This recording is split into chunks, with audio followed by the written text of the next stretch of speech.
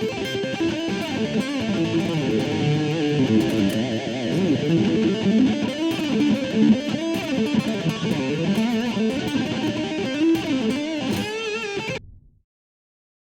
my mom played. Don't neglect my mother, I guess. My mother was a fingerstyle guitar player, and she used to play and sing to me when I was really young. That's actually some of the first memories that I have. Is I remember grabbing my little plastic guitar, and my mom would sing to me and my brother, and she would play. My mom could sing like an angel and finger pick like nobody's business. Brother's totally tone deaf, can't even clap on time, and so I was, I got it, thank goodness. So that was good. I would play guitar with my grandpa. We'd play Hank Williams songs and Willie Nelson songs. My grandmother would sing, play piano. My grandpa would play acoustic.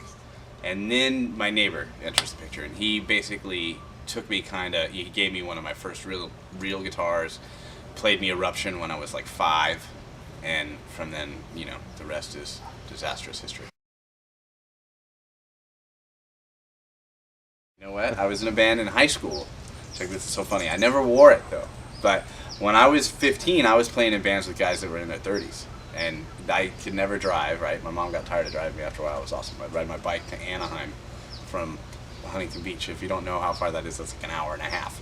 But I would ride my bike every day on my bike. Or every day on my bike, I'd go to band practice. And these dudes were playing these songs. Everything is cool. It's called Sideshow. Rockin' the Center Ring.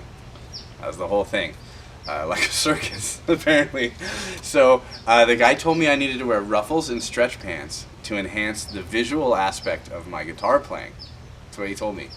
And I quit after that. And it was about the time we were doing the demo, and we heard what his voice sounded like, and we were like, yeah, this is terrible. Because the music was a cheesy 80s, but his voice was awful. There's more to this story. When I started, what broke me to get going, though, was I replaced Steve Vai's prodigy kid named Thomas McRocklin in a band called Bad for Good. And that was when I was 18. So the story continues. I'm 18. I try out for this band. A good friend of mine named Joey Tafoya, crazy guitar player from back in the day, hooks me up with all these kids. I go down and I have to try out for the management people. And these are like crazy big management people. Some people are on American Idol now and stuff like that, right? And they're in the room and they're asking me all these questions. And they say, what do you think about wearing leather and your image? And I didn't respond too well, so needless to say, that band was dropped from Interscope Records. I think my response was a cocky 18-year-old response. I think it's kind of what. On stage, I've had very embarrassing moments, for sure.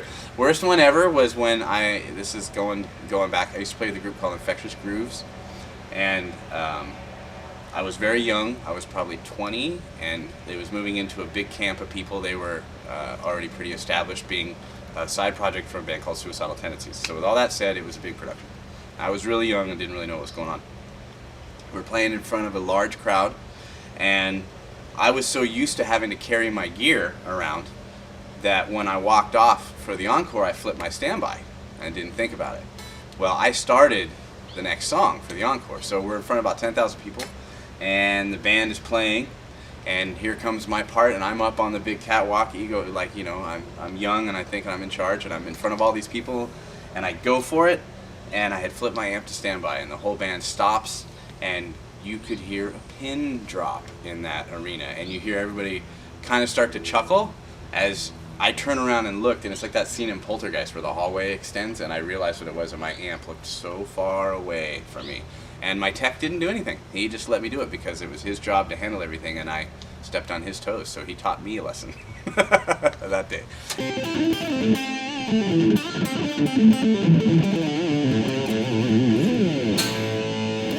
Hey everybody, Dave Nassie here with Next Level Guitar. We're continuing with our great series of how we can do pentatonics a little bit different.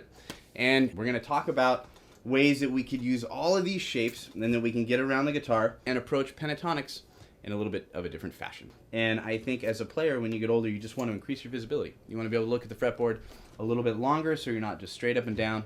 Sometimes when you work harder techniques like this, it makes all those other things that you're doing in your everyday a lot easier. So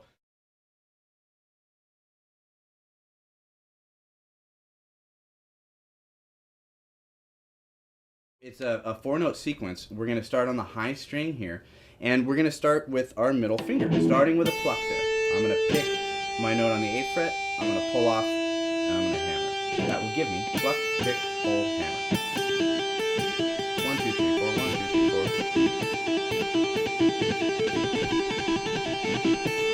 3, 4. That has a good feel to it, and we can move this all around. But let's add another note to that, and we're going to flatten our finger to hit.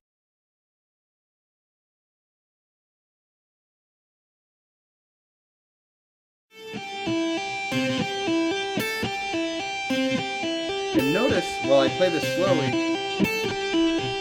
my pick, only this much of my pick is hitting the string. You want to be careful that you don't have like a lot of your pick exposed and you're digging deep like that, because it's just too much surface area, and that will slow you down too at the same time.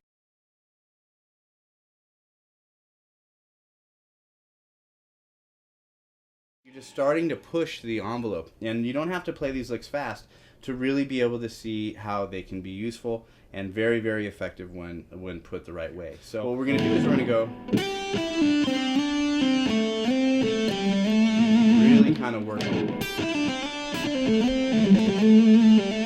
a nice way to go through the shape. So slowly.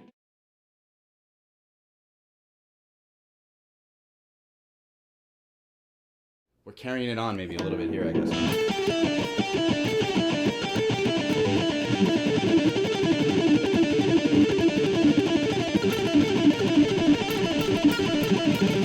Such a cool lick, you know, when you really get it ramped up, and I'm palm muting it as well. I can do that in other places.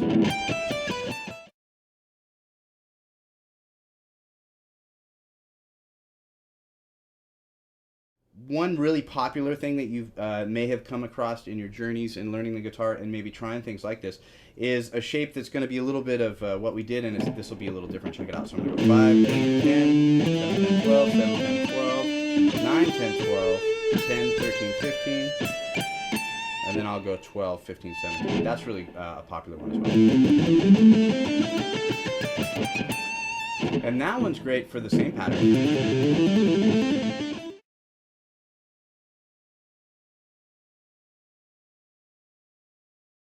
Say if we take a blues lick like this, and then we wanted to tap it, I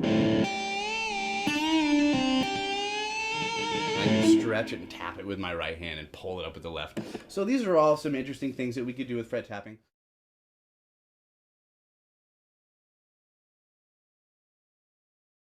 Here it is really slowly as I move through the scale.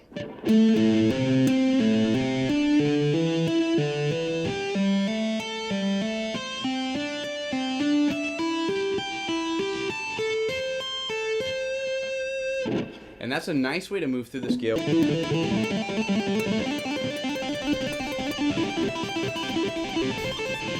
I think this is kind of fun because a lot of times when people tap, they're thinking of the scale shapes because it's so laid out across the guitar. This is going to give us wide interval jumps.